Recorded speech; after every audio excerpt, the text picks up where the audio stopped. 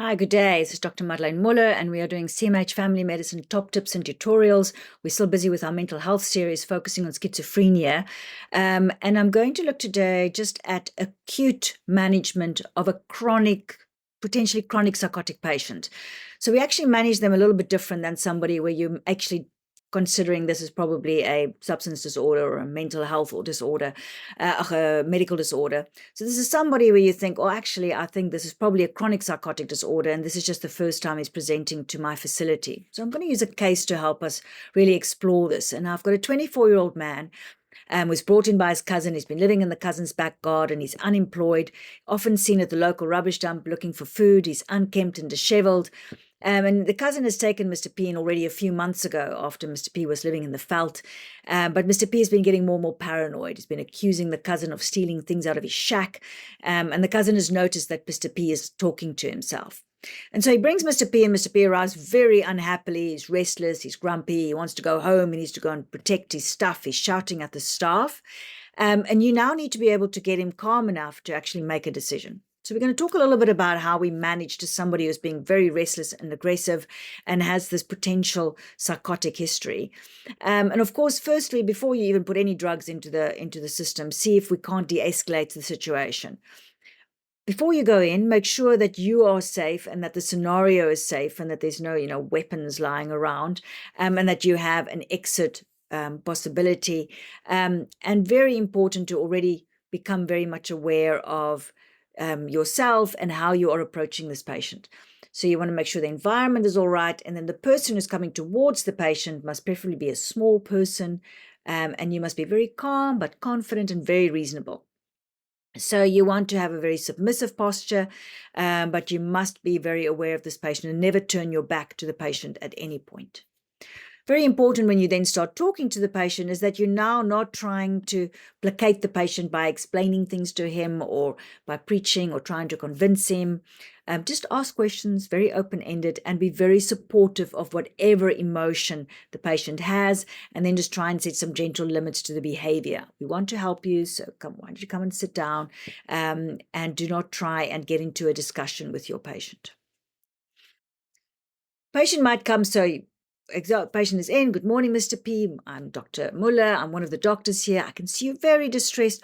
Why don't you tell me what's happened? Let me see if I can help. Let's come and sit over here where it's a bit quieter. I want to hear you properly.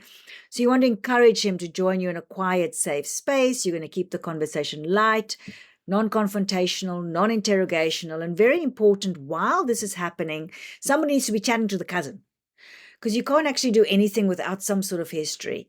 And so from the cousin, you want to very quickly just get an idea, did this thing happen very suddenly? What's been happening in the workup until today? Is there previous mental health history, substance abuse history, any family history of psychosis, and obviously any important medical conditions? So you want to start focusing to get a bit of a clue. Is this delirium? Is this dementia? Is this psychosis?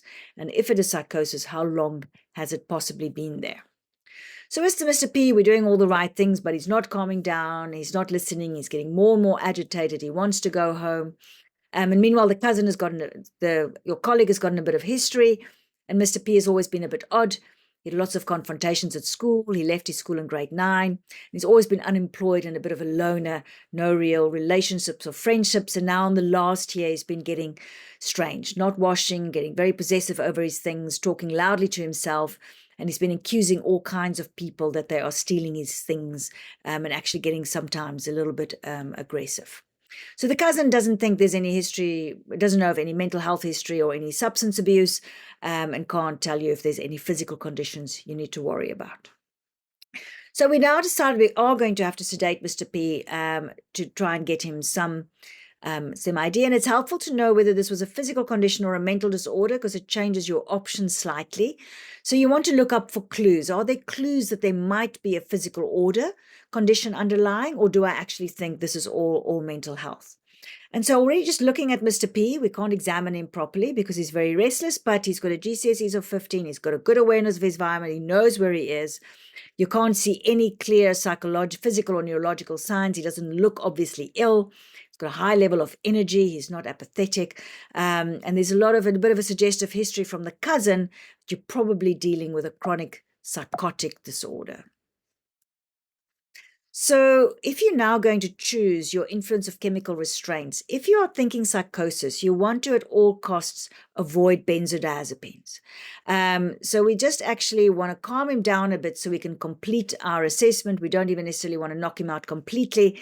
And so we want to look at how that's going to choose our drugs. So it's just some couple of things before we start getting our syringes and needles out. First, we've tried to de-escalate.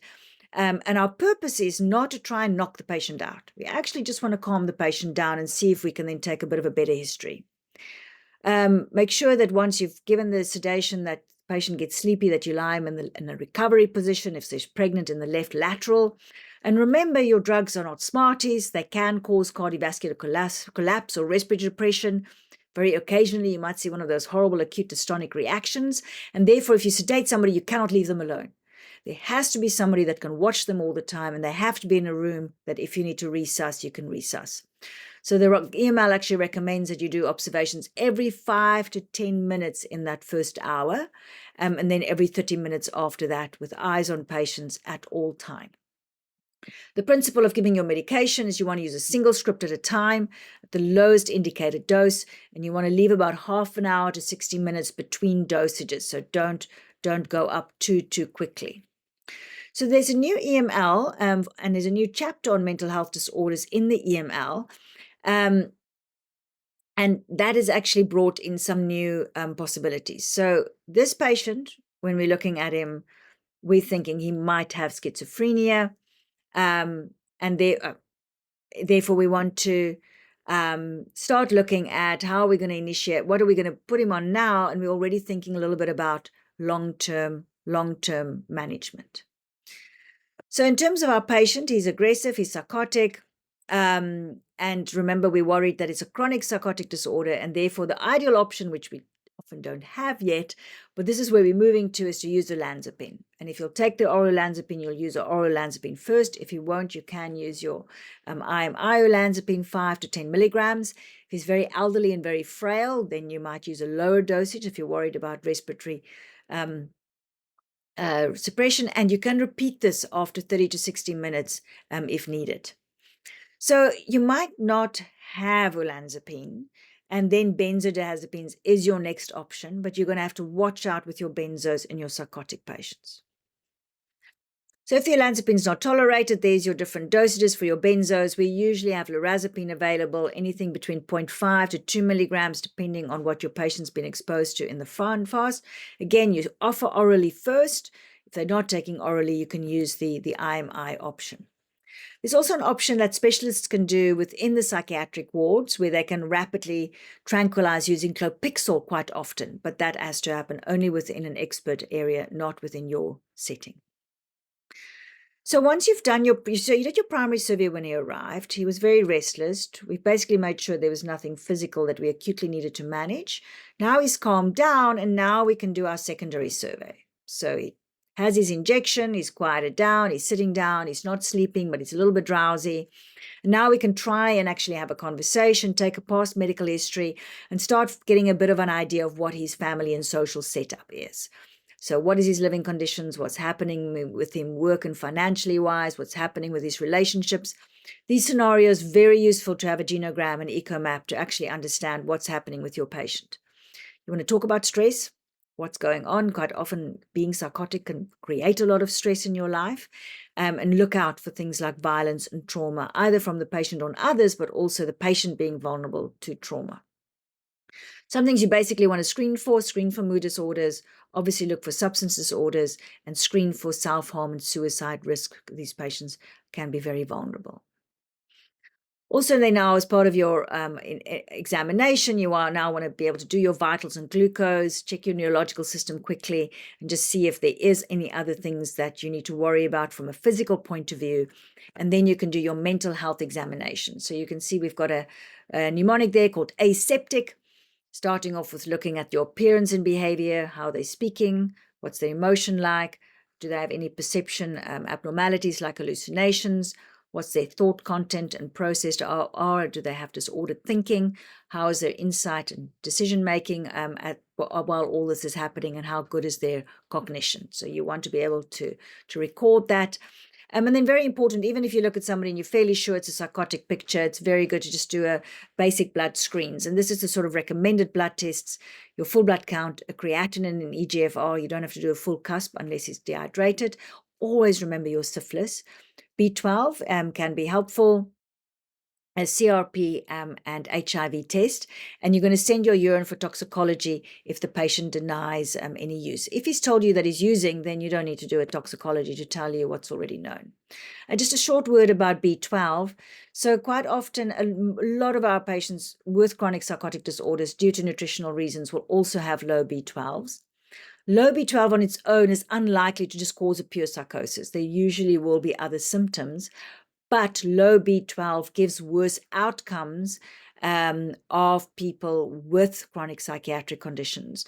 So it's very worthwhile to test for B12 and to treat B12, but you wouldn't say, oh, B12 caused the problem and end there. There's something called the Brief Psychiatric Assessment Scale. It's what's recommended in our EML as well, as a way to assess your patient. And especially if you're chronically looking after a chronic patient, this is quite a nice way. It's got a score from 1 to 7. And some things that you can see in terms of how the patient is talking, and some things that you can observe in how the patient is behaving.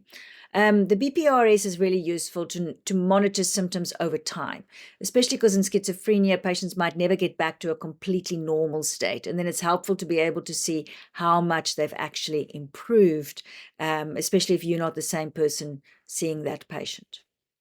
So just in terms of your clinical assessment, just to remember, psychosis is not a diagnosis, and you actually want to come away with some sort of diagnosis. So if you do find that it was a substance that triggered it, then it'll be a substance-induced psychosis. If the symptoms was less than a month and they completely recovered, we would have called that in retrospect a brief psychotic disorder.